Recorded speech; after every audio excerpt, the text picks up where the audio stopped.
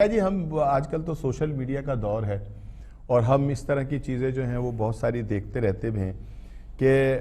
پورا ایک خاندان جو ہے وہ بیٹھا ہوا کھانا کھا رہا ہے اور وہ جو گھر کی ایک بچی چھوٹی سی جو بچوں کو سنبھال رہی ہے، جو ایک آیا کا کردار ادا کر رہی ہے یا جو خادمہ کا کردار ادا کر رہی ہے، وہ بیچاری دور بیٹھی ہوئی دیکھ رہی ہے کہ میرے جو آقا ہیں وہ سب بیٹھ کر کھانا کھا رہے ہیں۔ کیا ہم نبی کریم صلی اللہ علیہ وسلم کی محبت کے اس پہلو کو بھلا بیٹھے ہیں؟ کیا فرمائیے گا اس پر؟ یقیناً رانا صاحب آپ نے بہت ہی ایک دل غم سے بھر دینے والے پہلو کو چھیڑ دیا ہے۔ ہم امت مسلمہ اس نبی کریم علیہ الصلوۃ والسلام کا کلمہ پڑھنے والے ہیں کہ جو رحمت للعالمین ہیں، جن کے بارے میں غیر مسلم شاعر اپنے آپ کو یہ کہنے پہ مجبور پا رہا ہے کہ سلام اس پر جو آیا رحمت للعالمین بن کر، سبحان اللہ، پیام دوست بن کر، صادق الوعد والامی بن کر صلی اللہ علیہ وسلم۔ حضرت انس بن مالک رضی اللہ تعالیٰ عنہ بیان کرتے ہیں کہ خدمت النبی صلی اللہ علیہ وسلم 10 سنین، میں نے بچپن کی عمر میں 10 سال نبی پاک علیہ الصلوۃ والسلام کی کہ خادم کی حیثیت سے آپ کے ساتھ گزارے، 10 سال۔ اور کہتے ہیں کہ کئی دفعہ مجھ سے برتن ٹوٹ جاتے تھے، نقصان ہو جاتا تھا، لیکن ما قال علی رسول اللہ صلی اللہ علیہ وسلم اف قط، آقا نے 10 سال میں مجھے کبھی اف تک نہ فرمایا۔ سبحان اللہ، سبحان اور جو نبی پاک علیہ الصلوۃ والسلام گھر میں کھاتے تھے، آپ نے خطبہ حجۃ الوداع کے موقع پر اور اسی طرح آپ نے جب آپ دنیا سے تشریف لے جا رہے تھے اللہ کے پاس، تب بھی آپ نے خاص طور پہ خواتین کے حقوق کو بیان فرمایا، اور ساتھ آپ نے جو ملازم ہیں، ماتحت ہیں، ان کے ساتھ نرمی، شفقت، محبت اور ان کے ساتھ حسن سلوک کرنے کی آپ نے ہمیں تعلیم دی۔ سبحان اللہ۔ تو یقیناً ہمیں ان کے ساتھ وہ محبت کرنی چاہیے، ان بچوں کے ساتھ جو ہمارے گھر میں بطور ملازم کام کر رہے ہوتے ہیں، جو ہم اپنے بچوں سے محبت کرتے ہیں۔ نبی کریم علیہ السلام فرماتے ہیں لا یؤمن احدکم حتی یحب لاخیہ ما یحب لنفسہ، جو اپنے لیے پسند کرتے ہو وہی کچھ تم دوسروں کے لیے پسند نہیں نہ کرو گے تو تم تو مومن بھی نہیں بن سکتے۔ ہم اپنے بچوں کے لیے پسند کرتے ہیں کہ ہمارا بچہ کسی کے ہاں ملازم ہو اور اس کا جو مالک ہے اس کے ساتھ یہ سلوک کرے۔ جب ہم اپنے بچوں کے لیے پسند نہیں کرتے تو وہ بچے ہمارے ہیں، ہماری قوم کے بچے، اس لیے ہمیں بحیثیت ایک مسلمان۔ اور شاہ جی دیکھیں نا، اگر آپ بہت زیادہ نہیں بھی کر سکتے تو ان کو کم سے کم جو احساس محرومی ہے وہ تو نہ دیں، اس سے تو ان کو نکالیں نا۔ اگر اسلام کی تاریخ کو شاہ صاحب ہم دیکھتے ہیں تو ہمیں تلوار سے اسلام اتنا نہیں پھیلا، اور اتنا نہیں بلکہ تلوار سے پھیلا ہی نہیں۔ اسلام جہاں جہاں پھیلا، وہ عرب کا ریگستان ہو یا عرب کی وادیاں ہوں یا وہ اپنا ہمارا بعد میں یہاں پر آنے کے بعد جو ہے وہ ہندوستان پاکستان کا ہو حصہ، دیگر دنیا کے جو بھی خطے ہیں ان میں اگر اسلام پھیلا ہے تو کردار سے پھیلا ہے، زبان سے پھیلا ہے۔ لیکن یہ جو مثال آپ نے دی ہے، یہ ہے اس محبت کی کہ جو نبی کریم صلی اللہ علیہ وسلم نے صرف مسلمانوں سے نہیں دوسرے مذاہب سے بھی کی۔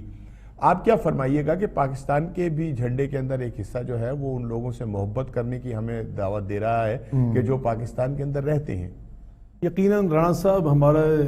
قومی پرچم میں اسلامی جمہوریہ پاکستان، ہمارے پیارے وطن، پیارے شاید دنیا کا یہ واحد پرچم ہے جس کے اندر اقلیت کا حصہ ہے، اور دنیا میں جو 4-5 خوبصورتی کے اعتبار سے پرچم شمار کیے جاتے ہیں ان میں ہمارا پرچم ہے پاکستان کا، جو دنیا کے سارے ملکوں کے پرچموں میں انتہائی حسین ترین شمار کیے جاتے ہیں، ان میں پاکستان کا پرچم ہے۔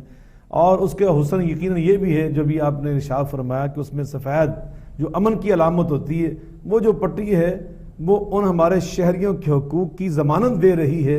کہ جو نان مسلم حیثیت میں ہمارے شہری ہیں، ہمارے ہم وطن ہیں اور ہمارے وہ دل کا ایک ٹکڑے کی حیثیت رکھتے ہیں۔ حضرت قائد اعظم بانی پاکستان محمد علی جناح رحمہ اللہ تعالیٰ نے ایک بڑا تاریخی جملہ ارشاد فرمایا تھا کہ اقلیتیں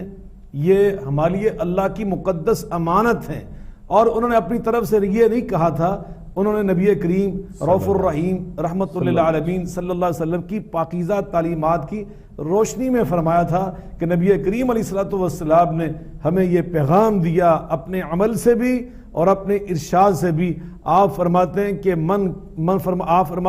قتل مواحدا او کلفہ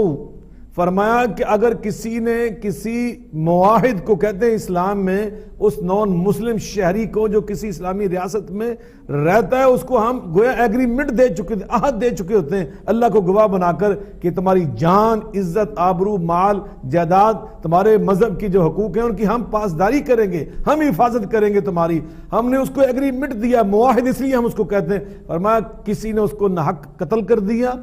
یا اس کو اس کی طاقت سے زیادہ اس کو کوئی تکلیف پہنچائی اور اس کو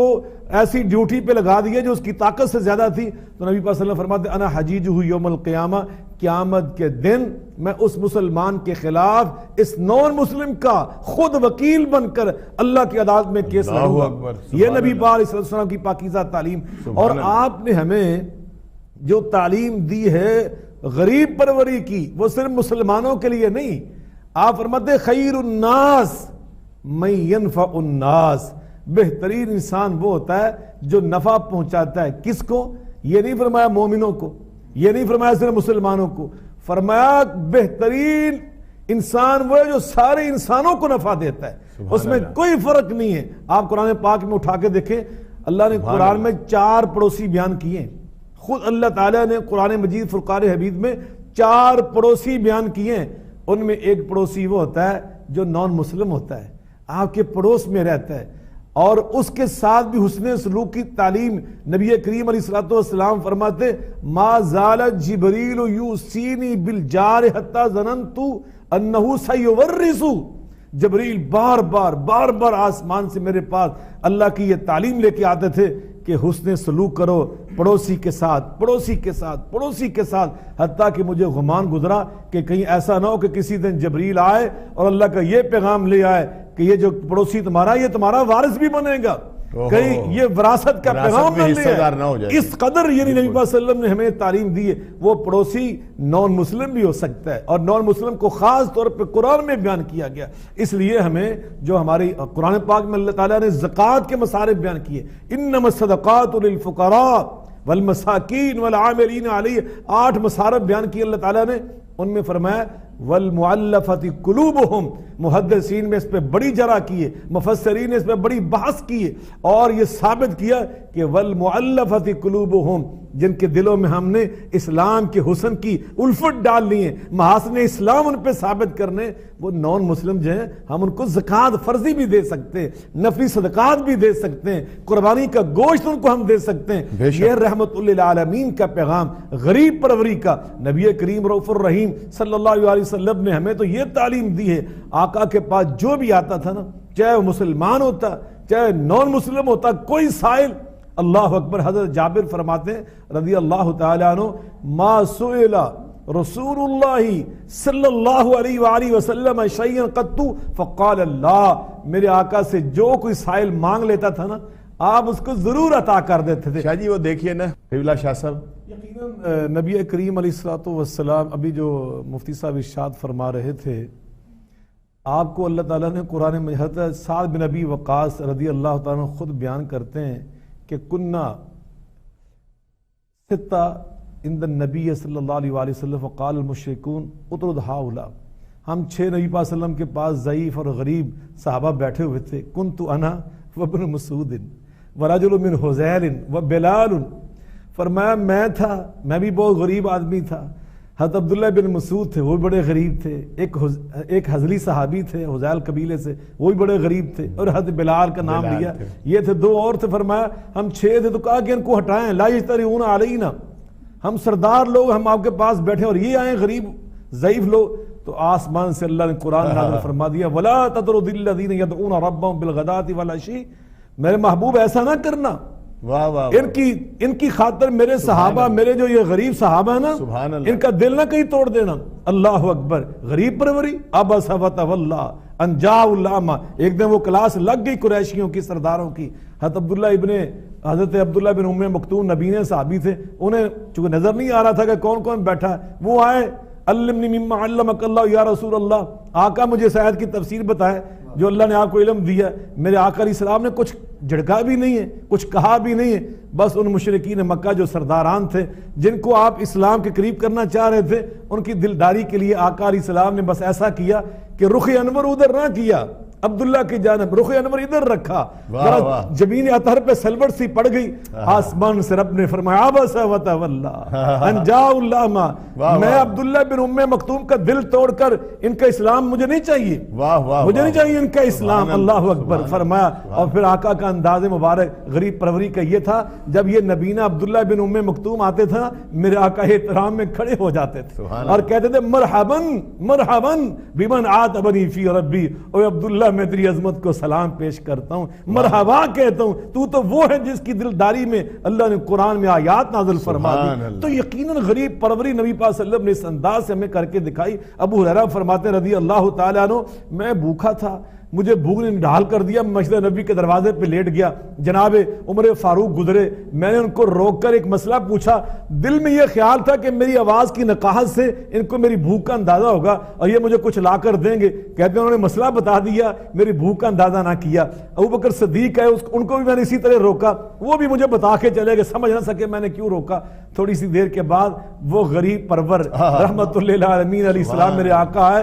میں نے ان کو روکا اور میں نے ان سے جب عرض کیا نا، میرے آقا مسکرائے، فرمایا کم یا باہر، ابو ہریرہ کھڑے ہو جاؤ، مسئلہ بھی بتاؤں گا، کچھ کھلاتا بھی اس گھر میں لے گئے۔ ماں جی سے فرمایا کچھ ہے گھر میں؟ کچھ کہا کہ آقا سے دودھ کا ایک پیالہ، وہ بھی انصاری صحابی نے بھیجا ہے۔ نبی پاک اسلام فرماتے ہیں جاؤ ابو ہریرہ، وہ 70 جو ساتھی ہیں نا صفہ والے، وہ سب 3 دن سے بھوکے بیٹھے ہوئے، ان سب کو لے کر آؤ۔ ابو ہریرہ فرماتے ہیں میں نے سوچا دودھ کے ایک پیالہ 70 3 دن سے بھوکے صحابہ بنے گا کیا؟ کہتے ہیں مگر یہ میرا دل کہہ رہا تھا، وہ زبان اطہر فرما رہی تھی، میں گیا لے آیا سب کو۔ آقا نے وہ مجھے پیالہ خود پکڑا کے سب کو پلاؤ، کہتے ہیں میں نے پیالہ دیا، پہلے کو میں سوچ رہا کیا بنے گا، اس نے پیٹ بھر کے پیا، پیالہ ہٹا کے دیا تو میں نے دیکھا اس میں ایک قطرہ بھی کم نہ ہوا تھا، دوسرے نے 70 نے پی لیا۔ آقا فرماتے ہیں بقیت وانا وانت یا باہر، ابو ہریرہ لگتا ہے اب سب نے پی لیا، اب تو اور میں باقی بچے۔ جی آقا۔ فرمایا فقعد فشرب، پہلے تم بھی بیٹھو، پہلے تم پیو گے۔ کہتے ہیں میں نے پی لیا،